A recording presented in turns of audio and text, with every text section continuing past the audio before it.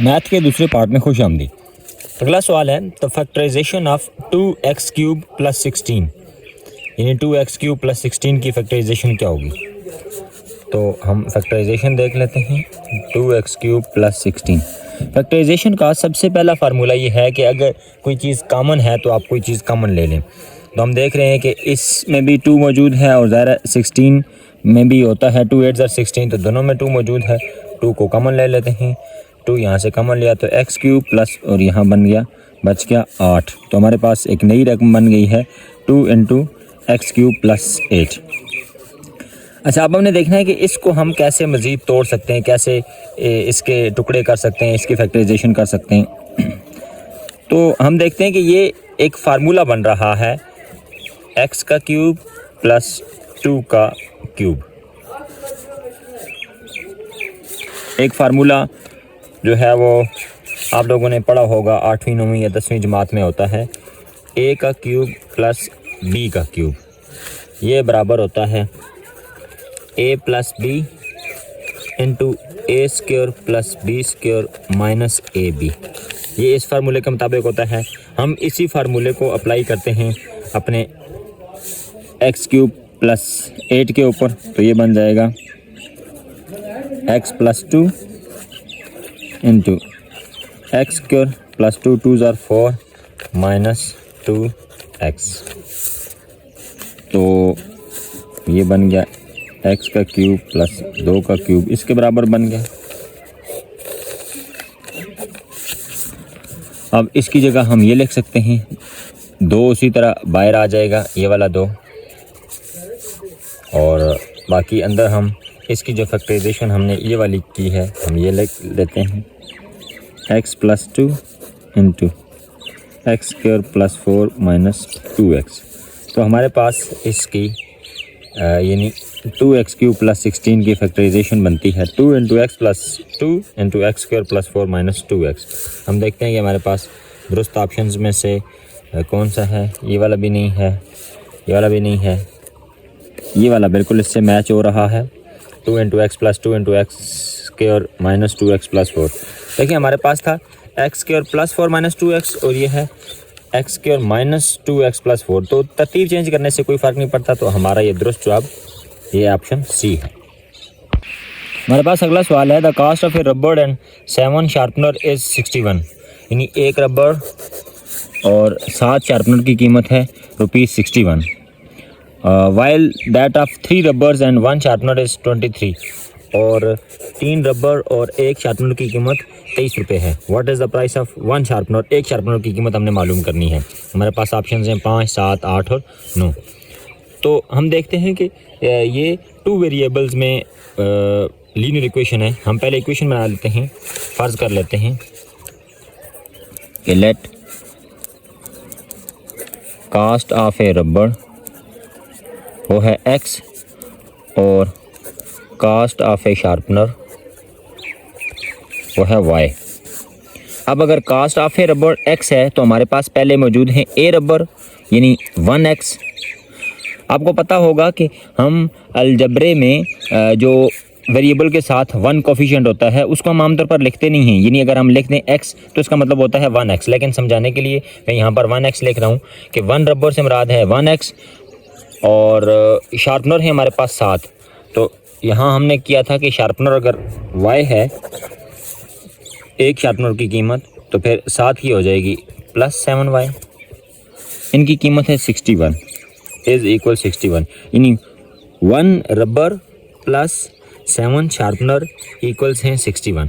अब दूसरी इक्वेशन हम दूसरी लाइन देखते हैं कि 3 रबर यानी 3x प्लस 1 शार्पनर यानी 1y। वही वाली बात है कि 1y मैं इसलिए लिख रहा हूँ ताकि आपको समझ आ सके, वरना सिर्फ y का मतलब भी होता है 1y। इनकी कीमत है 23।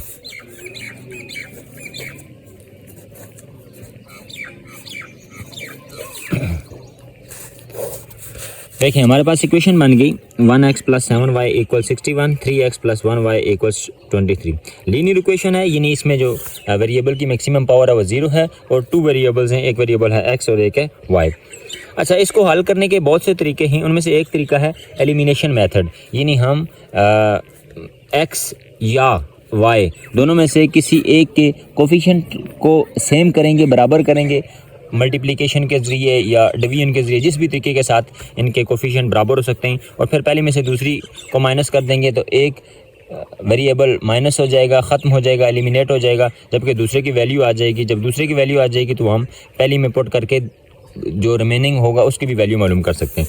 लेकिन हम यहाँ देखते हैं कि 1 में से 3 निकालें तब भी 0 नहीं आता, ये ख़त्म नहीं होते। 7 में से 1 निकालें तब भी नहीं आता। तो इसका फार्मूला ये है, फ़र्ज़ करें हम x को ख़त्म करते हैं तो ऊपर वाली जो रकम है x को हम ख़त्म करना चाहते हैं, तो इन दोनों के कोफिशिएंट को देखें कि 1 को हम नीचे वाली पूरी इक्वेशन से मल्टीप्लाई कर देते हैं और 3 को हम ऊपर वाली इक्वेशन से मल्टीप्लाई कर देते हैं। उसका क्या फ़ायदा होगा कि 1 जब इसके साथ मल्टीप्लाई होगा तो फिर ये रकम आ जाएगी 3x, और अगर 3 इस ऊपर वाले के साथ होगा तो 3 1 3, तो ये भी बराबर हो जाएंगे। करके देखते हैं, ऊपर वाली रकम को 3 से मल्टीप्लाई करते हैं, पूरी रकम इसके साथ मल्टीप्लाई हो गई, और नीचे वाली 1 के साथ।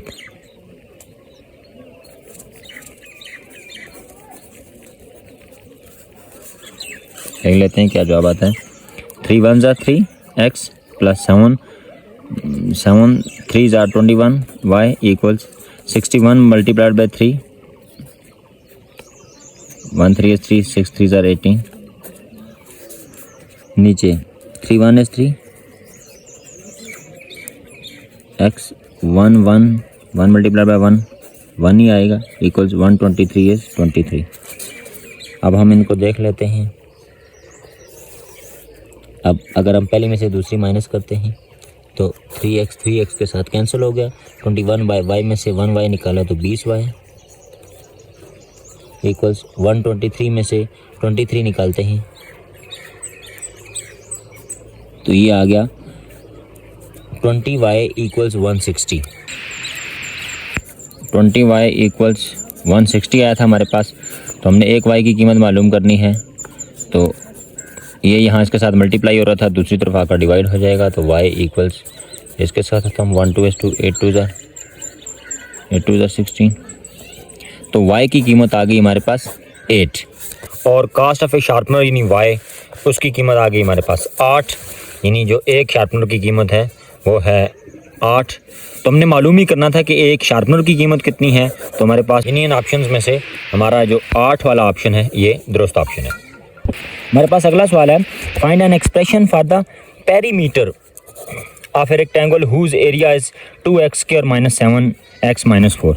अच्छा, हमने देखना है कि पहली बात तो ये कि ये रेक्टेंगल है, इसका मतलब है कि ये कोई इस तरह की शेप है, और इसका जो एरिया हमें दिया हुआ है वो बजाय इसके कि डिजिट्स में हो, गिनती में हो, आदाद में हो, वो अलजेब्रिक एक्सप्रेशन में है 2x² - 7x - 4। ये हो गया इसका एरिया। हमने पेरीमीटर निकालना है, यानी पेरीमीटर का फार्मूला हमारे पास होगा, पेरीमीटर ऑफ रेक्टेंगल होगा 2 × L + W, लेकिन हमारे पास ना तो L है ना W है। अब L और W हमें मालूम करना है एरिया से, ये जो हमारे पास एरिया दिया हुआ है। तो एरिया ऑफ रेक्टेंगल का फार्मूला होता है लेंथ मल्टीप्लाइड बाय विड्थ, और हमारे पास एरिया है 2x² - 7x - 4। तो अब हमें इस एक्सप्रेशन को तोड़ना है, और इससे जो दोनों एक्सप्रेशन हासिल होंगे फैक्टराइजेशन के बाद, वो एक होगा लंबाई और दूसरा होगा चौड़ाई। फिर हम उनको इस्तेमाल करके हम अपना पेरीमीटर निकालेंगे। तो पहले हमने इसकी फैक्टराइजेशन करनी है, यानी इसको लंबाई और चौड़ाई में तोड़ना है। तो तोड़ते हैं इसको, 2x² - 7x - 4। Middle term breaking का फार्मूला होता है कि दरमियान वाली जो रकम होती है, यानी x वाली जो जिसकी पावर 1 होती है, हमने उसको इस तरह तोड़ना होता है कि अगर उसको प्लस या माइनस किया जाए तो जवाब आए -7x, और अगर इसको मल्टीप्लाई किया जाए उन्हीं दो आदाद को तो जवाब आए 2 4 8 और x², और ये इसके साथ माइनस है तो माइनस। यानी अगर मल्टीप्लाई किया जाए तो जवाब आए -8x², और अगर प्लस या माइनस किया जाए तो जवाब आए -7x। तो हम देखते हैं कि वो हमारे पास दो टर्म्स हैं, -8x + x, ये -4 उसी तरह। यानी -7x की जगह हमने ये वाली दो टर्म्स लिख दी। अब देखें ज़रा, -7x प्लस x, इसको अगर हम प्लस करें या माइनस करें तो 8 में से 1 गया 7, तो बड़ी वाली लामत लगेगी -7x, ये दुरुस्त हो गया। और 8 को अगर हम 1 से मल्टीप्लाई करें 1 8 इज़ 8, और x मल्टीप्लाई में पावर्स प्लस होती हैं तो पावर्स जमा हो जाएंगी, और चूंकि ये प्लस माइनस माइनस हो जाता है तो ये वाला जवाब दुरुस्त हो जाता है। इस तरह हमारे पास जो ब्रेक करनी है, हमने -7x को -8x प्लस x की शक्ल में ब्रेक करना है। अब पहली दो रकमों में से कॉमन ले लें, 2x कॉमन बनता है, इधर आ गया x -4 और इधर x -4, कोई भी कॉमन नहीं है, फिर भी हमने +1 कॉमन लेना होता है। तो हमारे पास आ गया एक रकम हम ये ले लें जो कॉमन है x -4, और दूसरी हमने ले ली 2x + 1। तो इसका मतलब है कि लंबाई ये हो गई और चौड़ाई ये वाली होगी। अब ये वाली लंबाई और ये वाली चौड़ाई, अब हमने इसको इस फार्मूले में डालना है और फिर उससे पेरीमीटर निकालना है। क्योंकि हमारे पास पेरीमीटर ऑफ रेक्टेंगल का फार्मूला है 2 × L + W, तो हमने अभी फैक्टराइजेशन के तरीके के साथ लंबाई और चौड़ाई मालूम की, एक होगी x -4 और दूसरी होगी x + 1। अब इनको हमने इस फार्मूले में पुट करना है। 2 × L है x -4 और इसमें प्लस करना है 2x + 1, दोनों को प्लस कर देते हैं। x में 2x प्लस होगी, ज़ाहिर है ये दोनों सेम रकमें हैं, दोनों लाइक रकमें हैं, तो 2x और एक 3x। -4 + 1, प्लस माइनस माइनस होता है, 4 में से 3 के 3, बड़ी वाली अलामत लगती है, अलामत माइनस वाली लग गई।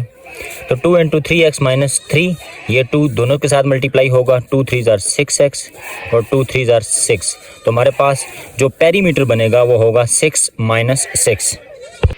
यानी हमारे पास एक ये वाला ऑप्शन था, एक ये वाला ऑप्शन था, एक ये वाला, और एक 6x - 6, ये हमारे पास दुरुस्त ऑप्शन है इसके रेक्टेंगल के